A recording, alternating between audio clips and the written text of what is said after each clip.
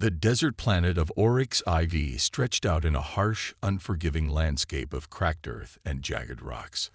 Under the oppressive heat of the twin suns, a figure lay motionless, half buried in the sand. Her name was Lyra, a member of the enigmatic Arcanian race, known throughout the galaxy for their psychic abilities and deep connection to the universe's energies. Lyra's once radiant silver skin, a trademark of her kind, was now covered in dust and grime, her breathing shallow and labored.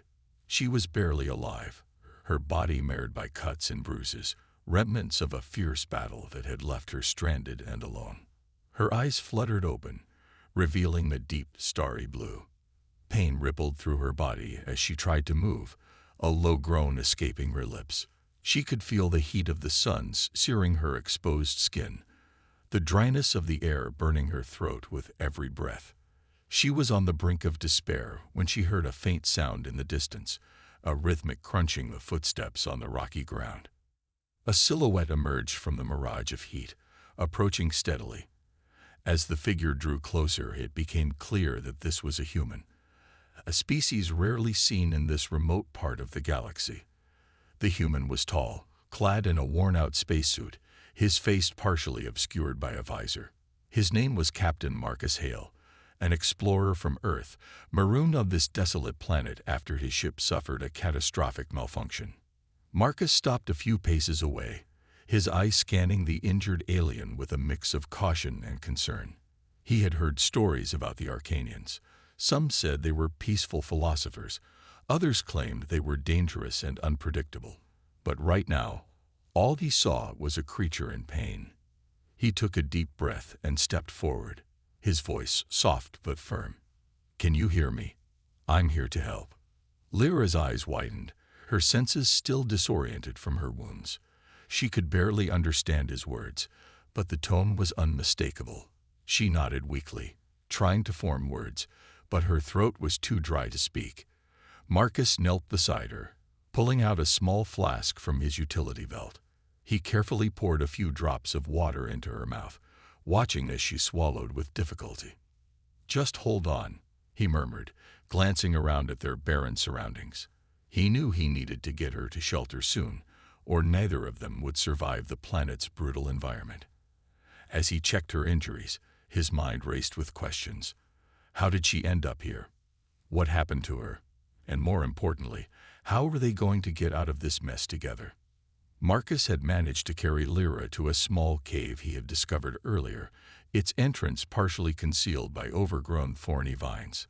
The cave offered some respite from the intense heat outside.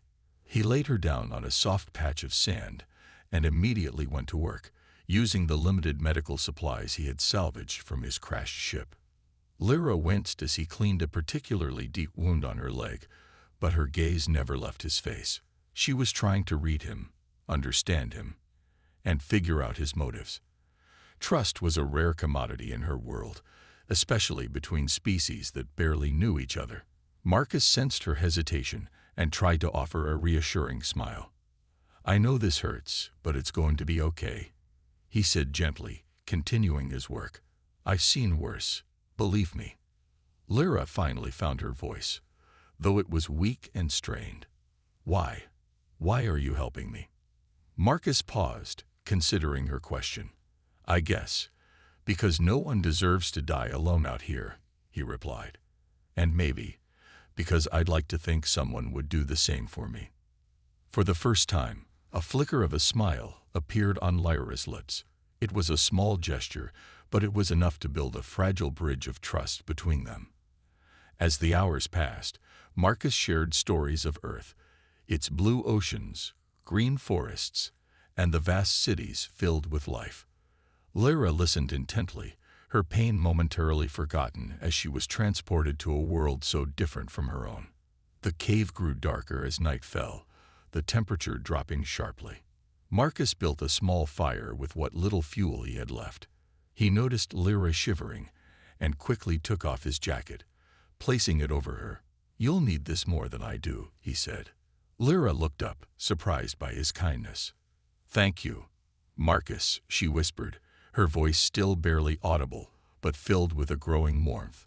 It was the first time she had spoken his name, and something in the way she said it made him realize they were no longer just two strangers stranded on a foreign planet.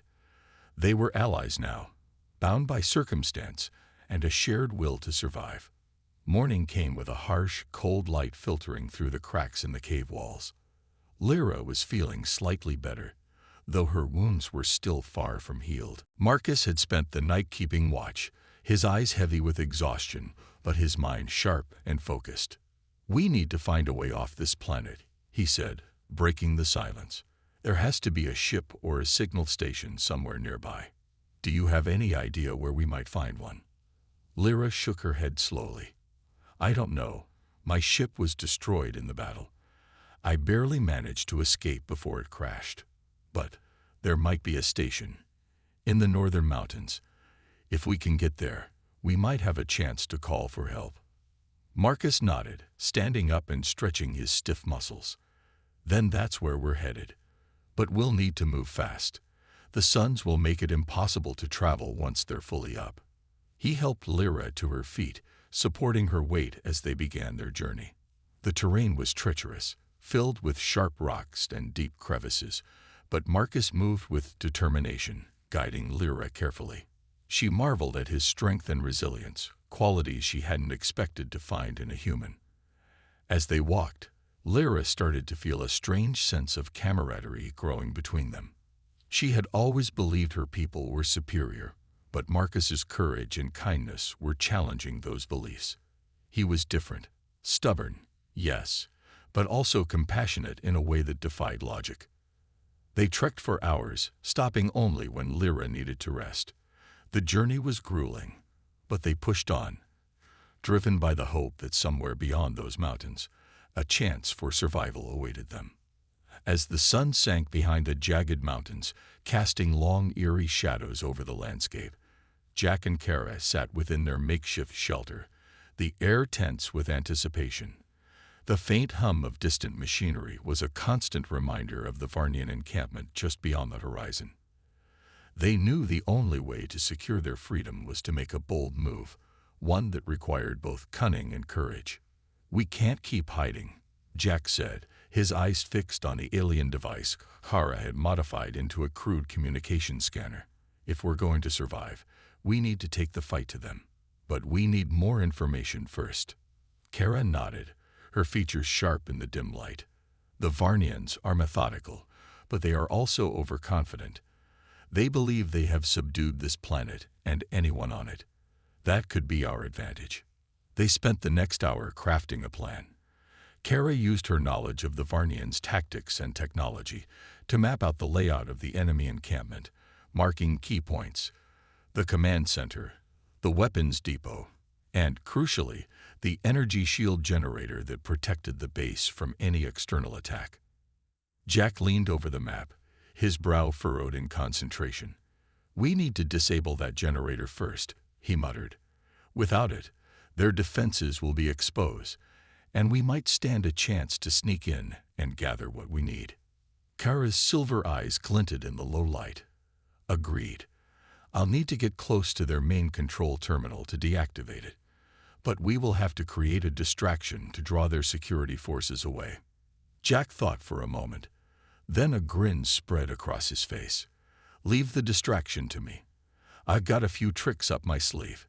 He patted his backpack, which was now filled with makeshift explosives, a crude concoction, but effective enough to cause chaos. Kara raised an eyebrow, a hint of amusement breaking her usually stoic demeanor. "I trust your human ingenuity will prove sufficient," she teased. They finalized their plan. Jack would create a diversion near the perimeter of the camp, drawing as many of the Varnian guards away as possible, while Kara would infiltrate the base and disable the energy shield. The window of opportunity would be brief, but it was their best chance. As night fell completely, Jack and Kara moved stealthily through the rocky terrain. The wind howled across the plains, masking their footsteps. Jack paused, looking back at Kara. "Remember, if things go south, get out. Don't wait for me," he whispered. Kara's expression hardened. "We survive together or not at all," she replied firmly. Jack gave a small nod, his chest swelling with a mix of admiration and respect for his alien companion.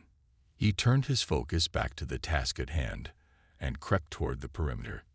Once in position, Jack set the timer on his first explosive, a small but powerful device designed to create a loud bang and a blinding flash. He placed it near a cluster of supply crates and quickly moved to a new location, setting off another. One by one, he set off a series of detonations, each explosion more chaotic than the last. The camp erupted in confusion. Varnian soldiers scrambled in all directions, their voices sharp and panicked. Alarms blared and lights flickered on, scanning the terrain for the source of the explosions. Meanwhile, Kara slipped through the chaos, her movements fluid and precise. She reached the control terminal, a sleek metallic structure glowing faintly under the moonlight. Her hands flew over the alien console, entering commands with practiced ease. She felt a momentary surge of fear as the terminal beeped in denial of her access, but she quickly bypassed the security protocol with a series of deft commands. Suddenly, the lights around the camp flickered, and the energy shield shimmered before fading away completely. Kara breathed a sigh of relief. The first part of their plan had worked. She quickly hid behind a nearby cargo container, waiting for Jack's signal.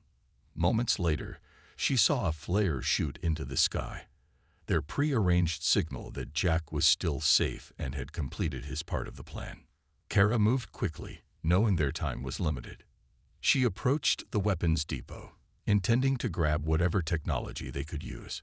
As she reached for a crate of plasma rifles, a deep voice echoed from behind her.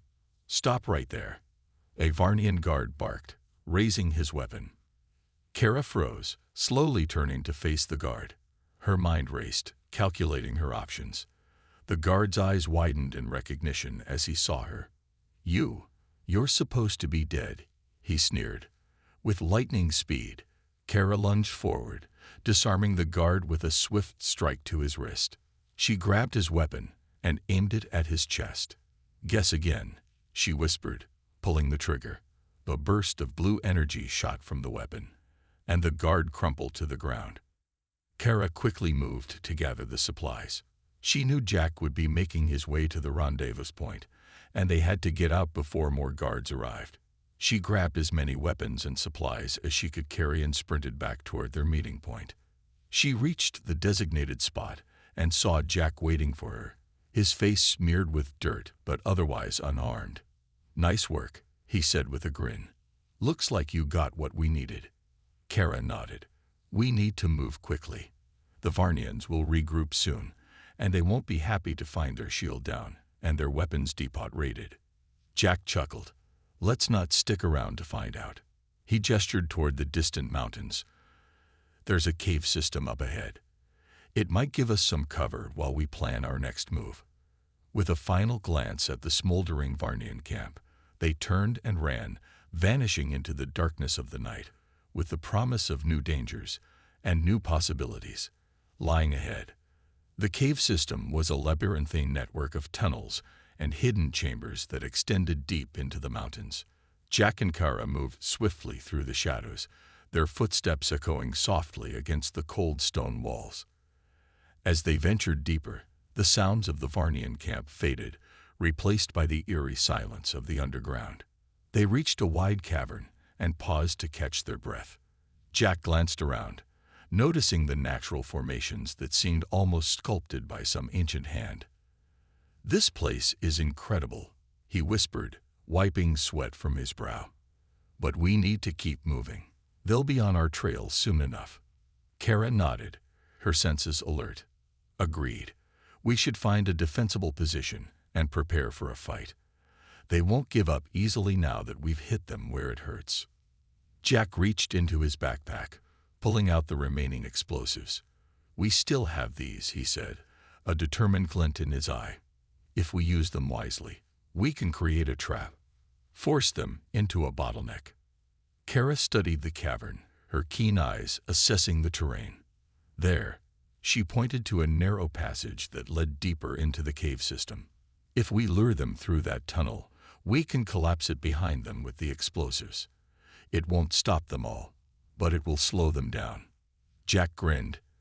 "I like the way you think. Let's get to work." They quickly set to work, placing the explosives strategically along the walls of the narrow passage. Each step was taken with care, every movement calculated for maximum effect. As they worked, Jack couldn't help but feel a growing bond with Kara, a sense of camaraderie born from their shared struggle. With the explosives in place, they retreated further into the cave, finding a small alcove that offered a good vantage point. Kara took out a pair of binoculars she had scavenged from the Varnian camp and peered through the darkness. "They're coming," she whispered. "At least a dozen of them, maybe more." Jack nodded, his hand hovering over the detonator. "Wait until they're deep enough in the tunnel," he said quietly. "We need them bunched up." Minutes passed, feeling like hours. The faint sound of footsteps grew louder, accompanied by the low murmur of alien voices. Jack's grip on the detonator tightened, his heart pounding in his chest. He glanced at Kara, who gave him a slight nod. "Now," Kara whispered sharply. Jack pressed the button. The explosives detonated with a deafening roar, and the cave shook violently. A cascade of rocks and debris fell from the ceiling, collapsing the narrow tunnel and trapping several Varnians beneath the rubble. Cries of panic and anger echoed through the cave. Kara quickly raised her weapon and took aim at the first Varnian soldier to emerge from the smoke. She fired with deadly accuracy, dropping him instantly. Jack joined in, picking off the remaining Varnians with his rifle. The skirmish was brief but intense. In the confined space of the cave, the Varnians were at a disadvantage. Within moments, the surviving soldiers began to retreat, their morale shattered. Jack let out a breath he hadn't realized he was holding. "Did we get them all?" he asked, his voice hoarse from the dust and smoke. Kara scanned the tunnel entrance, her eyes narrowing. "For now," she replied. "But there will be more. We've only delayed them." Jack nodded. "Then we keep moving," he said, standing and shouldering his rifle. "We need to find a way out of this cave system before they regroup." Kara hesitated, her gaze shifting to a dark, hidden passageway that seemed to lead deeper into the mountain. "There might be another exit through here," she suggested. "It's a risk, but it could take us further from their patrol routes." Jack considered the option. "Or it could lead us straight into a dead end," he countered. "But we don't have much choice, do we?" Kara smiled faintly. "No, we don't. Let's go." They moved quickly, navigating through the narrow, twisting tunnels. The deeper they went, the colder the air became, and the walls seemed to close in around them. Jack's flashlight flickered, casting long, dancing shadows that played tricks on his eyes. Every step felt like a gamble, a wager against the unknown. After what felt like hours, they emerged into a vast underground chamber. In the center, a large metallic structure rose from the ground, pulsating with a faint blue light. It looked ancient, but unmistakably of alien origin. "What is that?" Jack breathed, awestruck. Kara approached cautiously. "It's an old Varnian relay station," she said, recognizing the symbols etched into the metal. "But it hasn't been used in decades, maybe centuries." Jack's eyes widened with realization. "Could we use it to contact the resistance? Let them know what's happened?" Kara nodded slowly. "Possibly, but the signal would be weak. Still, it's our best shot." She set to work, using her technical skills to interface with the alien device. Sparks flew, and the machine hummed to life. A flickering holographic screen appeared, displaying distorted images of distant stars and planets. Come on," Kara muttered under her breath, her fingers flying over the controls. Finally, the screen stabilized, and a clear channel opened. A familiar voice crackled through the static. "This is Resistance Command. We read you. Identify yourself." Jack felt a surge of hope. "This is Jack Connor, and Kara of the Varnian Outcasts," he said, his voice steady. "We've escaped enemy territory, but we're trapped in a cave system. We need extraction. The voice on the other end paused, then responded, "Hold your position. We're sending a team to your coordinates. Stay safe, Connor. Help is on the way." Kara shut down the terminal and turned to Jack. "We've bought ourselves some time," she said, a smile of relief spreading across her face.